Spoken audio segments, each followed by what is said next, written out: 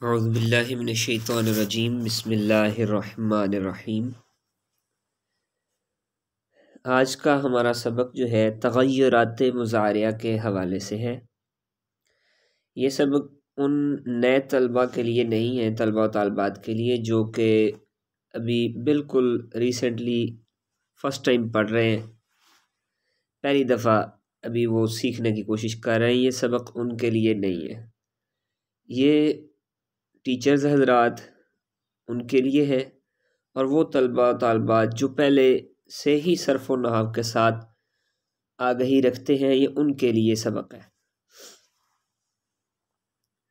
اور میری ایک چھوٹی سی گزارش ہے، ماشاءاللہ ہمارے ساتھ بہت سارے ایسے اسٹوڈنٹس بھی شامل ہیں، ایسی طالبات ایسے طلباء شامل ہیں جو کہ فرسٹ ٹائم یہ سیکھ رہے ہیں، اور کالجز یونیورسٹیز کے اندر بھی پڑھ رہے ہیں، اور ساتھ ہی ساتھ صرف و نحو کا یہ علم بھی سیکھ رہے ہیں، یہ کورس بھی کر رہے ہیں۔ تو ہو سکتا ہے کہ ان کو بہت ساری جگہوں پر میری سمجھ نہ آ رہی ہو، کیونکہ میں سبق بہت زیادہ دے رہا ہوں۔ اس چیز کو میں جانتا ہوں، کیونکہ مجھے یہ جلد از جلد اس کورس کو کمپلیٹ کرنا ہے، کیونکہ مختصر وقت میں یہ کمپلیٹ میں نے ساری بات سمجھانی ہے، اس لیے سبق میں اضافہ ہے۔ اگر ایسے طلباء جن کو بعض جگہوں پر سمجھ نہیں آتی کہ یہاں یہ کیا بات ہو رہی ہے، وہ پرسنلی مجھے میسج کر سکتے ہیں اور پوچھ سکتے ہیں کہ ہمیں یہ سمجھ نہیں آ رہی۔ اصل میں ہمارا جو معاملہ یہ ہے کہ اسکول اور کالجز کے اندر پڑھنے والے طلباء و طالبات کے ساتھ جو زیادتی کی جاتی ہے، وہ زیادتی یہ ہے، جب کوئی طالب علم کسی استاد پر سوال کرتا ہے، سوال بھی وہ بیچارہ ڈرتے ڈرتے کرتا ہے، پوچھتا ہے تو ڈرتے ڈرتے پوچھتا ہے یہ کیا چیز ہے، اور استاد کا اگر موڈ ٹھیک ہے تو وہ بتا دے گا، ورنہ جو ہے اس بیچارے کو جھڑک کر بٹھا دیا، بیٹھ جاؤ تمہیں پتہ نہیں ہے، سبق پڑھانا ہے، یہ ہے وہ ہے، باتیں سنا کر اسے بٹھا دیا جاتا ہے۔ بچہ سیکھنے کی کوشش کر رہا ہوتا ہے، جبکہ اسے سیکھنے کے لیے کچھ نہیں ملتا، بجائے اس کے کہ کوئی وہ کچھ سیکھے اس کو جواب میں صرف ڈانٹ ہی ملتی ہے اور خاموشی، بس خاموش ہو کر آپ بیٹھ جائیں، یہی جواب ملتا ہے۔ جبکہ ان طلباء و طالبات کو میں یہ بتا دینا چاہتا ہوں، اور انہی کو بتانے کے ساتھ ساتھ جو ٹیچرز ہیں جو پڑھا رہے ہیں، ان کے لیے بھی یہ بات بڑی اہم ہے کہ ہمارے جو علم دین کے کورسز ہوتے ہیں، عالم دین بنتے ہیں، اس کے جو مختلف کورسز ہوتے ہیں، ہمارے جو علماء کرام ہیں، ان کی تربیت ہماری تربیت ایسے نہیں کی جاتی۔ جب ہم اپنے زمانہ طالب علمی میں ہوتے ہیں، ہمیں بھی اسی طرح کا ماحول فراہم کیا جاتا ہے، اور ہمیں بھی حکم دیا جاتا ہے کہ آپ بھی اپنے طلباء کو اسی قسم کا ماحول فراہم کریں۔ کیسا ماحول؟ وہ ماحول یہ ہے کہ ہمارے ہاں سوال کرنے کی کھلی اجازت ہوتی ہے، دوران سبق آپ سوال کر سکتے ہیں ٹیچرز کے اوپر، اور ایک سوال نہیں بلکہ سوالوں کی بچھار کر سکتے ہیں۔ جس طرح میں نے پہلے سبق کے اندر بھی آپ کو بتایا تھا کہ آپ کثرت سے سوال کیا کریں، سوال کرنے سے علم بڑھتا ہے، پڑھانے والے کا بھی علم بڑھتا ہے اور پڑھنے والوں کا بھی علم بڑھتا ہے، سکھانے والا بھی سیکھتا ہے، اور سیکھنے والے جو ہیں ان کے علم میں بھی اضافہ ہو جاتا ہے۔ تو آپ کثرت سے سوال کیا کریں، پوچھیں، کوئی مسئلہ نہیں ہے۔ ہمارے پاس ہمارے اساتذہ کو یہ ٹریننگ دی جاتی ہے، اور ان کو یہ آرڈر ہوتا ہے کہ کوئی بھی طالب علم آپ سے پوچھے، سوال کرے، 10 مرتبہ ایک چیز کا سمجھ نہیں آئی، 10 مرتبہ بھی سمجھانا پڑے تو آپ کو سمجھانے کا حکم ہے، آپ انہیں سمجھائیں۔ استاد کا مطلب کیا ہے؟ سکھانے والا۔ جب سکھانے والا سکھائے گا ہی نہیں تو سیکھنے والا کیسے سیکھے گا؟ تعلیم دینے والا علم دے ہی نہیں رہا، وہ بس چوری کر رہا ہے، بس ٹھیک ہے بیٹھ جاؤ، سوال کرنے کی ضرورت نہیں، تو کیا فائدہ؟ وہ کیسی تعلیم دے رہا ہے؟ وہ تعلیم تو نہیں دے رہا، اس کا مطلب تعلیم میں چوری کر رہا ہے۔ تعلیم دینے والا استاد معلم ہوتا ہے، تعلیم دینے والا ہوتا ہے. پتہ چلا کہ وہ معلم ہے، تعلیم دے رہا ہے، تو تعلیم دینے والے پر جب آپ سوال کریں گے تو وہ تعلیم دے گا نا، آپ کو بتائے گا. جو بات آپ کو پتہ ہی نہیں ہے اس کے متعلق آپ پوچھیں گے تو وہ بتائے گا. تو کوشش کریں کثرت سے سوال کریں بلا جھجک، کوئی ڈرنے کی ضرورت نہیں. نہ ہی ہمارے کو موڈ میں کوئی فرق آئے گا، نہ ہی ہمارے لہجے میں کوئی فرق آئے گا، نہ ہی ہمارے جناب کوئی اخلاقی لحاظ سے ہم کو گری ہوئی گفتگو کریں گے آپ کے ساتھ. جس طالب علم کو، خاص طور پر جو نئے ہیں بیچ میں ایڈ ہوئے ہیں بچے اور بچیاں، وہ سوال کریں، کوئی مسئلہ نہیں ہے.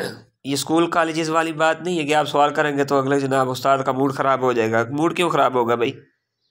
جب پڑھانے کے لیے بیٹھے ہیں تو پڑھائیں، پوری طرح پڑھائیں، ایک ایک بات بتائیں، اس کے ایک ایک کونے گوشے کو بتائیں.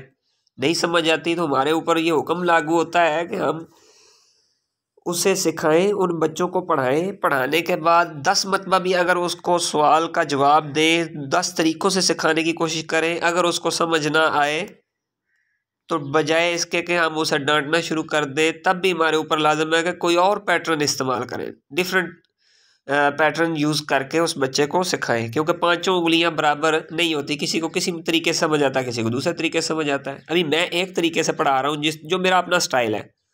کوشش میری یہ ہوتی ہے کہ میں ہر کونے گوشے کی بات جو ہے وہ بیچ میں سمیٹ دوں، لیکن ہو سکتا ہے کہ ایسی بات رہ گئی ہو جو کسی دوسرے کی سمجھ میں آ گئی ہے لیکن کسی کی سمجھ میں نہیں آئی.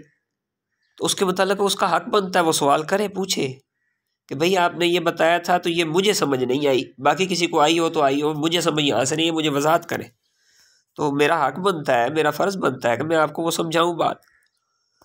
اور پھر ہمیں یہ حکم ہوتا ہے کہ اگر آپ اس کو نہیں سمجھا پا رہے، آپ نے ہر طریقہ اختیار کر لیا ہے، ہر حربہ استعمال کر لیا، اپنے سارے طریقے آپ نے استعمال کر لیے وہ بات کو سمجھانے کے، لیکن اس بچے کے دماغ میں بات نہیں اتر رہی. اب آپ کے لیے حکم یہ ہے کہ آپ جناب کسی اپنے سینئر ٹیچر سے رہنمائی لیں یا دوسرے کولیگ سے رہنمائی لیں، ان سے رہنمائی لیں، یا بچے کو اس کے حوالے کریں. جناب میں نے اس کو اپنے طریقے کے مطابق میں نے کافی حربے استعمال کر لی لیکن اس کو یہ بات سمجھ میں نہیں آئی، آپ اس کو ذرا سمجھانے کی کوشش کریں، کیا اس کو سمجھ آتی ہے؟ تو پھر وہ دوسرا استاد جو ہے وہ یا تو اسے سمجھائے گا یا اس سے آپ خود مشورہ لے لیں کہ میں اس کو، اور کوئی طریقہ ہے آپ کے پاس ہے، میں نے یہ سارے پیٹرن استعمال کیے ہیں، آپ کے پاس کون سا پیٹرن ہے، آپ اپنا پیٹرن بتا دیں، اس پیٹرن سے میں سمجھانے کی کوشش کرتا ہوں. تو اس سے مشورہ کر کے بچے کو سمجھانے کی کوشش کریں. کم از کم تعلیم دینا فرض ہے، جب تعلیم دے رہا ہے تو اچھے طریقے سے تعلیم دینا. یہ تو نہیں کہ بھئی آدھی بات چھوڑ دی اور بچے نے سوال پوچھا تو جھڑک دیا، بھئی کیوں اس طرح کیا، جب وہ اس کو بات کا پتہ ہی نہیں چلے گا. مثال طور پر یہ عربی کا ہی ہم کورس کر رہے ہیں، پیچھے ہم نے گردانے کی ہیں، کچھ میں نے گردانے کی ہیں، کچھ سیگے بتائے ہیں، سیگا نکالنے کا طریقہ بتایا ہے، ہر چیز سکھائی ہے. اگر اس میں سے کوئی ایک چیز بچہ کسی کو مس کر دیتا ہے، اس کو سمجھ نہیں آتی، تو آپ خود بتائیں کہ دیوار کے اندر اگر کچھ اینٹیں چھوڑ دی جائیں تو اس میں سوراخ رہ جائیں گے، کیا وہ دیوار مضبوط ہوگی یا کمزور ہوگی؟ وہ دیوار ڈیفینیٹلی کمزور ہوگی. کیوں؟ کیونکہ اس میں جگہ جگہ سوراخ رہ گئے، وہاں سے اینٹیں چھوڑ دی گئی ہیں، اس دیوار کو گرانا آسان ہے. تو اسی طرح یہ ایک دیوار کی مانند ہی ہے یہ علم. جب اس میں جگہ جگہ سوراخ رہ جائیں گے، جگہ جگہ آپ کو پتہ ہی نہیں ہوگا کہ اس کو کرنا کس طرح، تو آپ آگے پریکٹیکل جب آپ کو کروانا ہے، پریکٹیکل کی طرف جب آپ جائیں گے تو آپ کیسے کریں گے؟ اس طرح تو آپ بڑے پریشان ہو جائیں گے کہ پریکٹیکل کرنے میں. اس لیے بیٹا جی جو نئے طلبہ ہیں، خاص طور پر جو فرسٹ ٹائم جنہوں نے علم الصرف اور علم النحو سیکھنے کا، جنہوں نے جو سیکھ رہے ہیں، جن کو شوق ہے اور اپنے شوق سے وہ اس گروپ میں جوائن ہوئے ہیں، ان سے گزارش ہے میری ویڈیوز کو 3-4 مرتبہ سنا کریں، سبق کو کم کر لیں. میں اگر پورا چیپٹر پڑھاتا ہوں، آپ پورا چیپٹر کی بجائے آپ صرف 2 پیرے لے لیں، 2 پیرائے، صرف 2 پیرے لیں، 2 پیرے لے کر انہیں اچھے طریقے سے یاد کریں. یاد کرنے کے بعد ان کو سمجھنے کی کوشش کریں. اگر وہ سمجھ نہیں آتا پھر آپ مجھے میسج کریں کہ یہ والا حصہ مجھے سمجھ نہیں آ رہا، آپ بتائیں. کوئی ضروری نہیں ہے کہ ایک ہی دن میں آپ نے سارا سمجھ لینا ہے، سارا ہی سیکھ لینا ہے. میرے پاس وقت کم ہے، آپ کے پاس تو نہیں ہے. آپ ان ویڈیوز کو سیو رکھیں اور تھوڑا تھوڑا کر کے سنتے جائیں کہ کیا کیا سبق ملا. کس طرح ہوا، کیا کیا چیز کرنی ہے، اس کو کاپی پہ نوٹ کر لیں، ٹھیک ہے جی۔ اور پھر اس کے بعد جو سوال آپ کا بنتا ہے آپ وہ سوال پوچھیں۔ اگر آپ کو صرف کی کتاب کے اندر سے کمی محسوس ہوتی ہے، علم الصرف کے اندر اگر آپ کو سمجھ نہیں آ رہی، آپ مجھے بتائیں کہ جناب ہمیں علم الصرف میں تھوڑی سی کمزوری محسوس ہوتی ہے کہ یہاں یہ سمجھ نہیں آ رہی، اور یا پھر جو ہے نحو کی آپ کو سمجھ نہیں آ رہی تو آپ نحو کے بارے میں بتائیں کہ یہ اس کی سمجھ نہیں آ رہی۔ سب سے پہلے جو صرف ہے، علم الصرف، یہ شروع میں تھوڑی سی آسان لگتی ہے، یہ میں آپ کو واضح بات بتا رہا ہوں۔ شروع میں یہ آسان لگتی ہے، بچے جلدی اسے کور کرتے ہیں، تھوڑا سا کام ہوتا ہے، بس 14 سیغے یاد کرنے، فٹافٹ ہم نے سنا لینے، یاد ہو گیا۔ نحو جو ہے وہ شروع میں مشکل لگتی ہے، لیکن جب تھوڑا سا آگے چلتے ہیں، آدھی کتاب ہو جاتی ہے صرف کی، تو پھر صرف کو بچے کہتے ہیں یہ اب مشکل لگتی ہے، حالانکہ وہ اس وقت بھی اسی طرح ہی ہے، آسان ہی ہے جس طرح پہلے تھی، لیکن اب نحو جو ہے اس کی سمجھ آنا لگ جاتی ہے۔ جب تقریباً 6-7 چیپٹر پڑھ لیتے ہیں، اس کے بعد نحو کی سمجھ آنے لگ جاتی ہے۔ جب نحو کی سمجھ آنے لگ جاتی ہے وہ کہتے ہیں یہ زیادہ آسان ہے۔ کیوں؟ وجہ یہ ہے کہ صرف کے اندر سارے عربی کے سیغے یاد کرنے اور نحو میں سارے اردو میں یاد کرنی ہے، صرف یہ مسئلہ ہے۔ لیکن ابھی وہ اس کے الفاظ، وہ کلمات آپ کی سمجھ میں نہیں آ رہے، کیونکہ نحو جو ہے وہ سٹارٹنگ ایک اسپیشل علم ہے، سٹارٹ ہو رہا ہے، تو سٹارٹ کے اندر کسی بھی چیز کو سیکھنا پڑے، سٹارٹ جو ہے اس کا تھوڑا سا مشکل ہوتا ہے اس چیز کو سمجھنا۔ جب بندہ بیچ میں داخل ہو جاتا ہے، پریکٹیکل شروع ہو جاتا ہے تھوڑا تو اس کو سمجھ آنے لگ جاتی ہے، وہ کہتا ہے بھئی ہاں اب مجھے سمجھ آ رہی ہے، بات جو آپ کر رہے ہیں بالکل ٹھیک ہے۔ تو اس لیے سوال کریں، کوشش کریں سوال کرنے کی، انشاءاللہ العزیز مزہ آئے گا۔ جہاں سے بھی آپ کو سمجھ نہ آئے، بلا جھجک، بغیر کسی ڈر کے، بغیر کسی خوف کے کہ پتہ نہیں آگے جناب حضرت صاحب کا کیا موڈ ہوگا جی، حضرت صاحب کے جناب وہ تیور بگڑ جائیں گے، پتہ نہیں ان کا جناب موڈ 7ویں آسمان پہ چلا جائے گا، کچھ بھی نہیں ہوگا۔ آپ 1 مرتبہ نہیں، 2 مرتبہ نہیں، 3 مرتبہ نہیں، اگر آپ 20 مرتبہ بھی ایک ہی چیز کے متعلق سوال کریں تو میں اس بات کا مجاز ہوں کہ 20 مرتبہ ہی آپ کو سمجھاؤں۔ میری بات سمجھ آ گئی ہوگی امید ہے۔ تو بلا ڈر جھجک کے جو نئے طلبہ ہیں، خاص طور پر جو نئے طلبہ و طالبات ہیں، خاص طور پر آپ سوال کر سکتے ہیں بلا جھجک، بغیر ڈرے، کیونکہ جو پہلے پڑھ چکے ہیں ان کو تو علم ہے کہ سوال ہم کر سکتے ہیں، ہمیں تو اجازت ہے، وہ اس چیز کو جانتے ہیں، وہ سوال کر بھی رہے ہیں، بیچ میں بہت سارے بچے بیچ میں سوال کر بھی رہے ہیں۔ تو جو معلم ہیں، جو ٹیچرز ہیں، میں نے پہلے بھی کل بھی کہا تھا کہ وہ بھی سوال کریں بلا جھجک، بغیر ڈرے، بغیر خوف کے۔ دیکھیں جی وہ پتہ نہیں وہ کیا کہیں گے، لو جی یہ پڑھا رہے ہیں اور پڑھا رہی ہیں تو ابھی جناب ان کو یہ ابھی بھی یہ سوال کریں۔ بھائی علم ہے، علم بڑا وسیع ہے، الحمدللہ مجھے تو کسی سے جھجک نہیں محسوس ہوتی، مجھے ابھی بھی کہیں کسی جگہ پر اگر میں پھنس بھی جاؤں، کہیں بھی وہ بات سمجھ نہ آ رہی ہے تو میں سوال کر لیتا ہوں، مجھے تو کوئی مسئلہ نہیں بنتا۔ میں یہاں تک کہ میری جو مجھ سے جونیئر ٹیچرز ہیں، چاہے وہ لیڈیز ہوں چاہے جینٹس ہوں، میں کسی سے بھی جھجک نہیں محسوس کرتا، سوال پوچھ لیتا ہوں، مجھے تو کوئی ڈر جھجک نہیں آتا، مجھے تو کوئی اپنی شان میں کمی محسوس نہیں ہوتی کہ پتہ نہیں وہ کیا کہیں گے جناب، پتہ نہیں اس کو یہ سمجھ نہیں آ رہا ہے، اس کو آتا نہیں ہے۔ بھائی نہیں آتا تو کیا ہے، کوئی اس میں کون سا حرج ہے، نہیں سمجھ آئی تو پوچھ لو، اس میں کون سا حرج ہے۔ اس لیے کوشش کریں سوال کرنے کی، کوئی مسئلہ نہیں ہے۔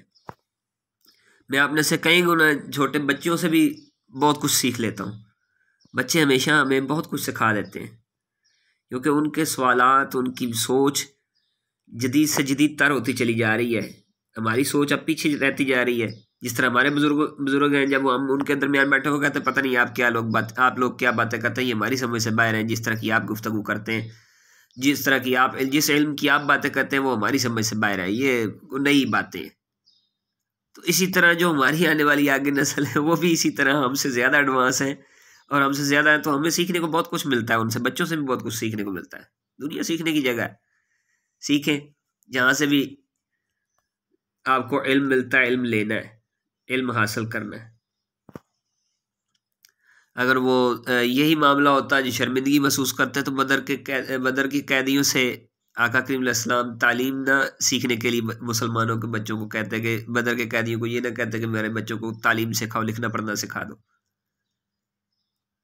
وہ اس سے بڑھ کر اور شرمندگی کی بات کیا ہو سکتی ہے؟ جی دیکھو جی وہ مسلمان ہیں اور ادھر سے جناب قیدیوں سے سیکھ رہے ہیں، کیا جناب علم سیکھ رہے ہیں، لکھنا پڑھنا سیکھ رہے ہیں۔ بھائی لکھنے پڑھنے کے لیے سرکار نے یہ معیار قائم کر دیا کہ کوئی لمٹ نہیں مقرر، کوئی حد نہیں ہے، چاہے وہ یہودی ہے، چاہے عیسائی ہے، چاہے کافر ہے، جہاں سے بھی آپ کو علم ملے علم لینا ہے، اس کے اخلاق نہیں چوری کرنے، علم لینا ہے، اخلاق آپ کے لیے، تربیت آپ کے لیے وہ آپ کا دین اسلام ہی کافی ہے، بس یہ حکم ہے۔ تو علم لو، جہاں سے ملتا لے لو، اس کے لیے کوئی حد نہیں ہے، کیونکہ سرکار نے بھی تو کافروں سے ہی لیا تھا نا علم، جو بچوں کو کہا تھا کہ ان کو سکھائیں، تو انہوں نے بھی کافروں سے علم لینے کے لیے کہا تھا۔ تو اگر کافر سے آپ علم لے سکتے ہیں تو مومن سے کس طرح لیں گے؟ اس لیے سوال کریں بلا جھجک، ڈر کے بغیر۔ تو آج کا سبق ہے جناب تغیرات مضارع۔ ویڈیو میرے خیال کافی لمبی ہو گئی ہے، 15 سے 20 منٹ کی ہو گئی، چلو 4-5 منٹ اس میں اور ایڈ کر لیتے ہیں، تو پھر آگے بقیہ حصہ دوسری ویڈیو میں بھیج دیں گے۔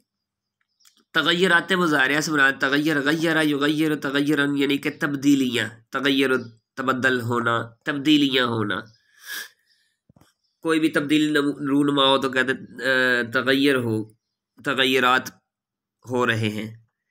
جس طرح کہ آپ اردو کے اندر فلاں کی حالت غیر ہو گئی، فلاں کی حالت غیر ہو گئی۔ اب وہ حالت غیر ہونا کیا ہے؟ غیر سے مراد یہ ہے کہ تبدیل ہو گئی، وہ غیر سے ہی ہے، یہ تغیر سے ہی غیر نکلا ہے، ٹھیک ہے جی، یعنی کہ حالت غیر ہو گئی یعنی تبدیل ہو گئی۔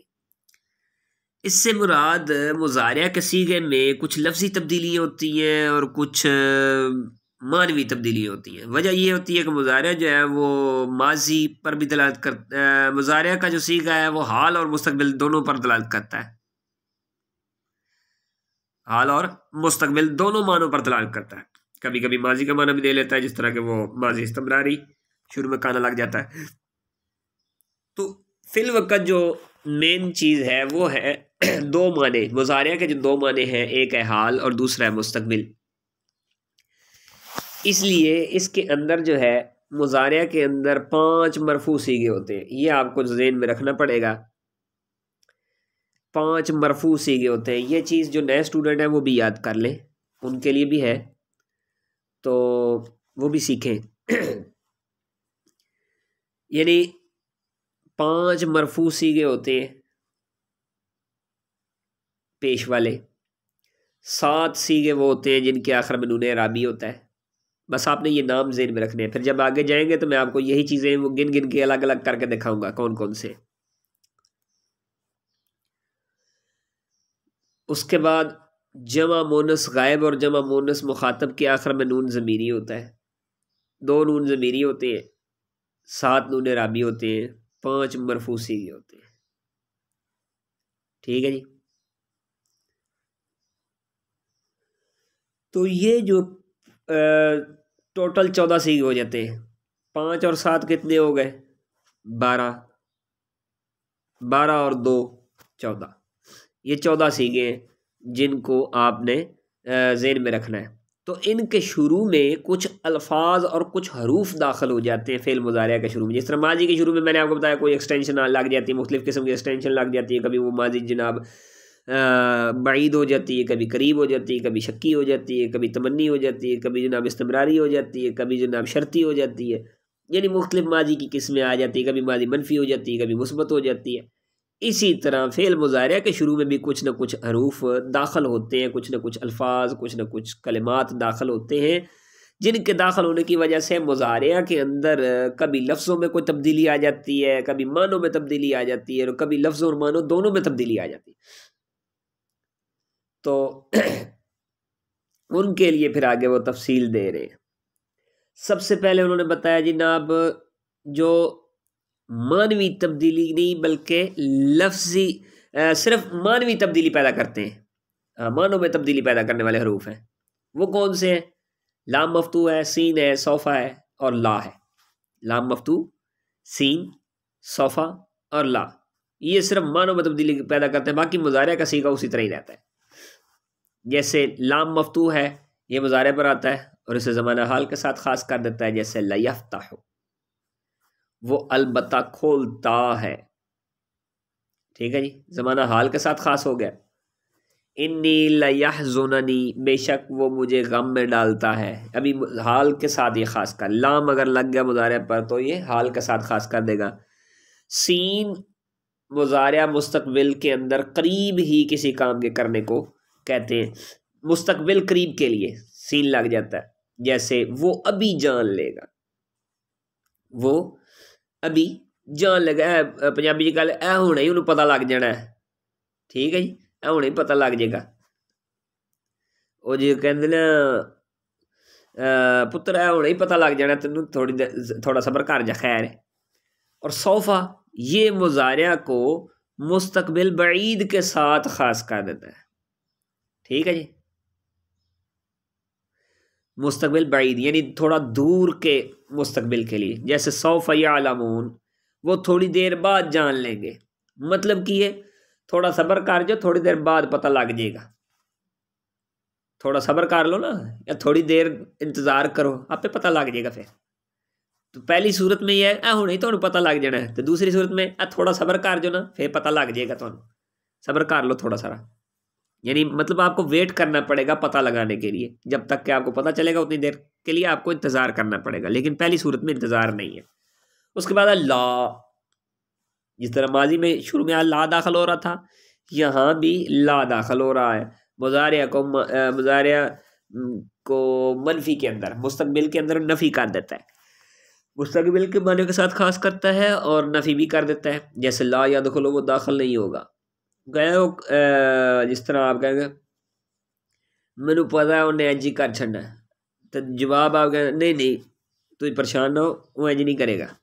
تو اس صورت میں یہ ہے کہ وہ داخل نہیں ہوگا. میں کہا وہ داخل ہو جائے گا، میں نے نہیں آپ پریشان نہ ہو، وہ داخل نہیں ہوگا. تو وہاں یہ لا کا کلمہ استعمال ہوگا. اس کے بعد آ جاتا ہے وہ الفاظ جو لفظوں میں اور معنوں میں تبدیلی پیدا کرتے ہیں.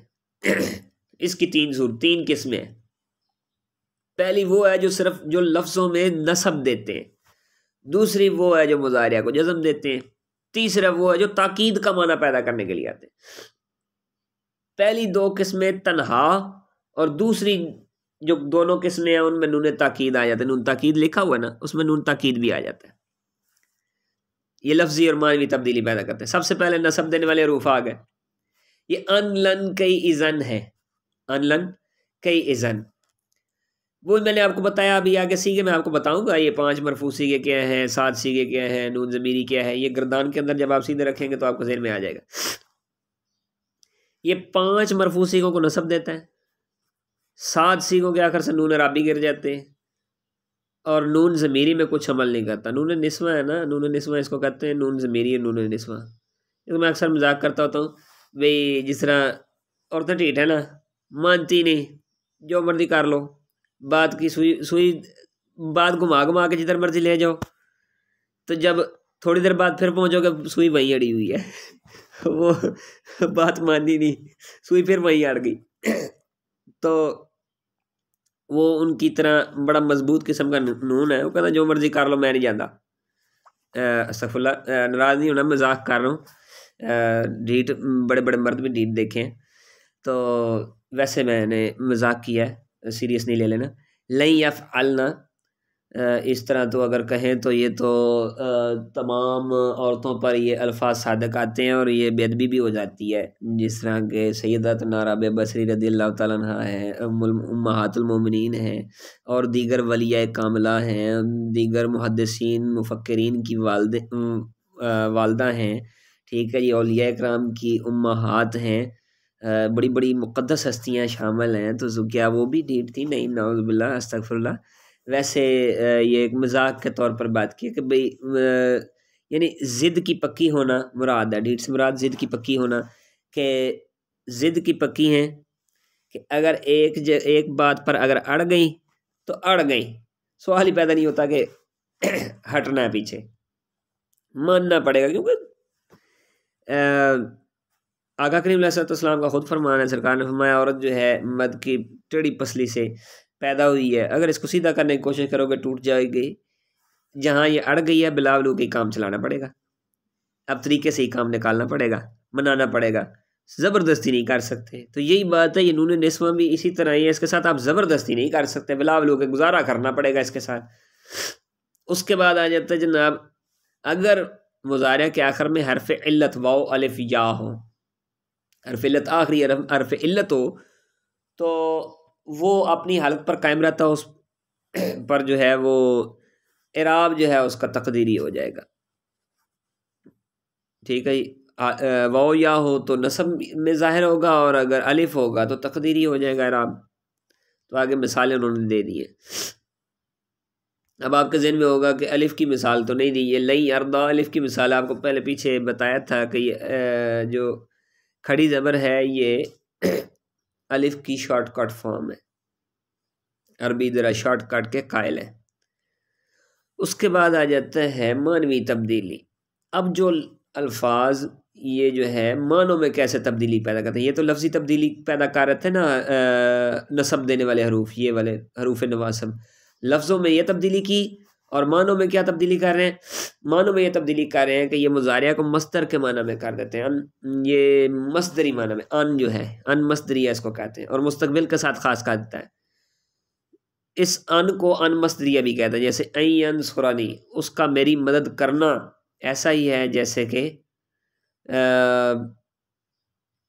کوئی بھی اس طرح کا کلمہ آپ آگے لگا سکتے ہیں، کوئی بھی مطلب اس کا سونا ایسے ہی ہے جیسا کہ وہ جاگ رہا ہے، اس کا پینا ایسے ہی ہے جیسے کہ اس نے ابھی کچھ نہیں پیا، اس کا میری مدد کرنا ایسے ہی ہے جیسے اس نے میری مدد کی نہ ہو. جس طرح کی وہ مدد کرتا ہے وہ تو ایسے ہی ہے جیسے کی کوئی نہیں، کی نہ کی ایک برابر ہے، مثال دے رہا ہوں. تو وہاں ان کا یہ کرنا کے معنی میں آتا ہے، اس کا میری مدد کرنا ایسا ہے جیسے، یہ اب وہ اگلا جملہ میں بول رہا ہوں آپ کو معنی سمجھانے کے لیے، ویسے اس کا ترجمہ صرف اتنا ہے، اس کا میری مدد کرنا، یعنی کہ اس کا میری مدد کرنا ایسا ہے جیسے کہ اس نے میری مدد کی ہی نہ ہو. اور فعل کے پورے مجموعے کو مصدر معول کہہ دیتے ہیں، فعل کے پورے مجموعے کو مصدر معول کہتے ہیں. یہ بڑی انٹرسٹنگ انفارمیشن ہے مصدر معول کی. یہ مصدر معول بھی استعمال ہوتا ہے، مصدر معول بڑا زبردست موقع پر استعمال ہوتا ہے، اور یہ اس کا استعمال ہمیں کرنا نہیں آتا، تو یہ خاص طور پر اس کا استعمال ہمیں سیکھنا چاہیے. مجھے ابھی بھی یاد پڑتا ہے جو میرے استاد تھے، اللہ جنت نصیب فرمائے، استاد جمیل صاحب تھے، انہوں نے ہمیں گرامر میں جب ہم پڑھتے تھے اس وقت ہمیں پریکٹس کرواتے ہوئے نشاء کے اندر یہ مصدر معول کی بڑی پریکٹس کروائی تھی.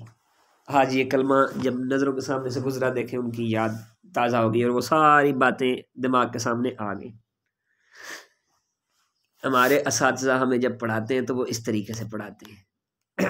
تو آپ بھی اسی طرح کوشش کریں، پڑھیں اور محنت کریں، کل کو وقت جب آئے ہم بھی دنیا سے چلے جائیں تو آپ بھی ہمیں یاد کرتے ہوں. یہی ہمیں چاہیے، دعا ہی نکلتی ہے نا دل سے. اسٹوڈنٹ دل سے اگر دعا ہی دے دے تو یہی کافی ہے، اور لینا کیا ہے. آگے آتا ہے لن، ہرگز نہیں، ترجمہ کیا ہوگا؟ ہرگز نہیں. یہ مضارع میں نفی کے ساتھ تاکید پیدا کرتا ہے، یعنی نفی کا معنی بھی دیتا ہے اور تاکید بھی پیدا کر دیتا ہے، اس میں زور دیتا بات میں، اور اسے مستقبل کے ساتھ خاص کر دیتا ہے. اس کو نفی تاکید بلند کہتے ہیں، جیسے لن ینصرنی، وہ ہرگز میری مدد نہیں کرے گا، وہ ہرگز میری مدد نہیں کرے گا. اب یہ نفی کر رہے ہیں کہ آپ کہتے ہیں جناب اس میں جب آپ پڑھ رہے ہوتے ہیں، بات کر رہے ہوتے ہیں، بات کرنے کے دوران آپ گفتگو کرتے ہیں، آپ کہتے ہیں جی میں فلاں بندہ ایسا کرے گا، ٹھیک ہے جی، میں ہی کہتا ہوں جی دیکھ لینا اس نے ابھی آنا ہے تو اس نے ایسے کر دینا ہے، ٹھیک ہے جی. اور آپ کو اس بات کی شورٹی ہے کہ وہ ایسا نہیں کرے گا، تو آپ پوری شورٹی کے ساتھ، پوری تصدیق کے ساتھ بھائی آپ جو مرضی کر لیں وہ ہرگز ایسا کرے گا ہی نہیں، جو ہو جائے دیکھ لو. جس کا ہم کہتے ہیں ضد لا لینا پنجابی، تو ہم ضد لگا لیتے ہیں نہیں تو میرے کو لکھا لو، انہیں اج کرنا ہی نہیں، جس طرح مرضی ہو سکتا کر لو، وہ ایسا ہرگز نہیں کرے گا. آپ جو مرضی کر لیں وہ ایسا نہیں کرے گا. اس کے بعد کئے کا لفظ، کئی لفظ ہے، لکئی لا یعلم اہل الکتاب، قرآن پاک کے اندر کئی کا کلمہ استعمال، کئی کا معنی ہوتا ہے تاکہ، کئی کا معنی کیا ہوتا ہے؟ تاکہ۔ یہ فعل مضارعہ کو مستقبل کے ساتھ خاص کر دیتا ہے اور اس کا ما قبل اس کے ما بعد کا سبب ہوتا ہے، جیسے اسلمتو کی اسلمتو کہ ادخل الجنہ، میں اسلام لایا، کیوں؟ تاکہ جنت میں داخل ہو جاؤں، یعنی ما قبل کے ما بعد کا سبب ہوتا ہے، یعنی ما قبل کیا تھا؟ میں اسلام لایا، سبب کیا ہے؟ اس کا سبب یہ ہے کہ میں جنت میں داخل ہو جاؤں، تو اس مقصد کے لیے یہ لائے گا، تاکہ کے معنی کے لیے۔ اذن پھر یا تب کے لیے آتا ہے، یہ مضارعہ کو مستقبل کے ساتھ خاص کر دیتا ہے، اس کا ما بعد کسی سوال کا جواب ہوتا ہے، ٹھیک ہے جی، اس کا ما بعد بھی کسی سوال کا جواب ہوتا ہے، جیسے اسلم تو اسلام لا اذن تدخل الجنہ، تب تو جنت میں داخل ہوگا، پھر تو جنت میں داخل ہوگا، پھر تب تو جنت میں داخل ہوگا۔ چلو یہ بات آپ کو سمجھ نہیں آ رہی تو پنجابی میں آپ کو سمجھاتے ہیں۔ مثال طور پر آپ بچوں کے ساتھ تھوڑی سی مستی کر رہے ہیں، بچوں سے ذرا لاڈ پیار کر رہے ہیں، تو بچہ کہتا ہے جی مجھے چیز دیں جی، یہ کریں وہ کریں، وہ کہتا ہے جی اچھا چیز لینی ہے، چلو پہلے جناب ماما پاپا جو ہیں وہ بیٹھے ہوئے ہیں اور بچے کے ساتھ کھیل کود رہے ہیں، دادا ابو بیٹھے ہیں، دادی ماں بیٹھی ہیں، وہ جناب دادو نانو جناب مجھے یہ پیسے دیں جی، میں نے چیز لینی ہے، تو آپ کیا کہتے ہیں؟ اچھا چیز لینی ہے بھائی، پہلے تو یہ میرا جو ہے نا سر دباؤ، میرے سر میں بہت درد ہے، چلو جی یہ میری ٹانگیں دباؤ، میرا سر دباؤ، تو پھر پیسے ملیں گے۔ تو اس جگہ پر جو یہ کلمہ آپ بولتے ہیں پہلے یہ کام کرو پھر یہ ہوگا، تو اس جگہ پر آپ اذن کا کلمہ استعمال کر سکتے ہیں۔ مسئلہ امید ہے سمجھ آ گیا ہوگا، بات سمجھ آ گئی ہوگی کہ جب آپ کسی کے اوپر کوئی کام کی شرط لگا دیتے ہیں کہ اگر تم ایسا پہلے ایسے کرو تو پھر یہ ہوگا، پہلے ایسے کر دو تو پھر ایسے کر دیں، تو اس جگہ پر یہ دو جملے جو ہیں یہ اذن کا استعمال ہوگا۔ اور اسی طرح